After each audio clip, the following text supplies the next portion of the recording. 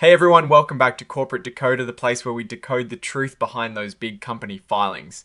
And let's just say DYNARESOURCE Inc. has put out a report that makes you go, stick around as we break down what this latest filing really means for the company and its investors. Before we dive in, if you want more of these straight to the point breakdowns of important corporate news, make sure you are subscribed. Also, join our community on Discord. The link is in the description below where we discuss these filings further. Alright, so what we're looking at here is a current report, basically a company telling the world about something significant that just happened. It is like a company shouting from the rooftops about a major event. This just tells us which rules the company is following by putting out this report. Think of it as the official stamp of approval that they are complying with the law. The important date here is the 15th of January 2026. This is when whatever big news they are reporting officially happened. The company in question is DYNARESOURCE Incorporated. They are incorporated in Delaware. This is pretty common for many companies. It is a popular state for businesses to set up shop. This is their commission file number, a unique identifier for them within the US Securities and Exchange Commission system. And this is their IRS employer identification number, basically their tax ID. Now, for their main office, they are located at the Urban Towers, 222 West Las Colinas Boulevard, Suite 1910 in Irving, Texas. If you wanted to call them, that is the number. These boxes are for special circumstances, like if this report is also serving as a notice for something else. In this case, none of these special boxes are checked, meaning this report is just for the main event. This section tells us if the company has specific stocks or bonds listed on a stock exchange. For DYNARESOURCE Incorporated, it says NA, which means they do not have any publicly traded securities registered under this specific section.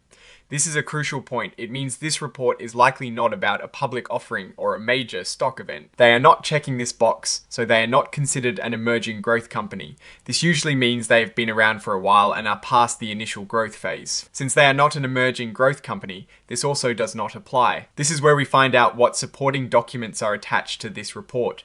Think of it as the appendix to the main story. The most important exhibit here is Exhibit 99.1. This is a press release that was issued on the 15th of January 2026. This press release is the actual announcement that contains the core of the news they are reporting.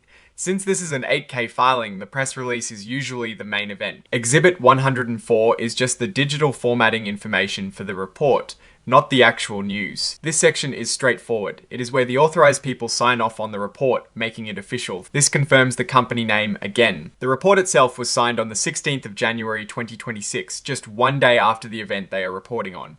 This shows they are being timely with their disclosures, and signed by Rohan Hazelton, who is identified as the Chief Executive Officer. This indicates that the CEO himself has reviewed and approved this filing. Now, let's talk about the actual story here. This is an 8K filing, which means something pretty significant happened on the 15th of January, 2026. The most crucial part of this filing, because it is an 8K as the press release mentioned in Exhibit 99.1. This press release would detail the specific event. Since there are no financial tables directly in this excerpt, we have to infer that the press release is about a non-financial event. It could be a major business deal, a significant leadership change, a new product launch, a regulatory development, or even a strategic partnership without the actual content of the press release.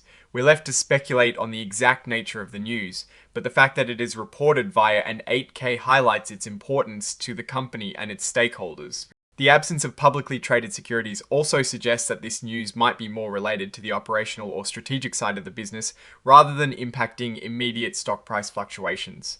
So, what does this all mean for DYNARESOURCE Incorporated? Well, their CEO Rohan Hazelton is putting his name behind this. This means whatever happened on the 15th of January is something the company believes is important enough to formally report to the SEC. The fact that they are not a publicly traded company on a major exchange means this news might be more internal or related to private funding, partnerships, or operational shifts that could affect their future direction. Without the press release details, it is hard to give a definitive thumbs up or down. However, the promptness of the filing and the CEO's sign-off suggest a level of transparency and seriousness about the disclosed event. We need to see that press release to truly understand if this is a positive development, a challenge they are addressing, or simply an update on their ongoing business activities. What is your take on this kind of filing? Do you think companies should always be this transparent, even if they are not publicly traded?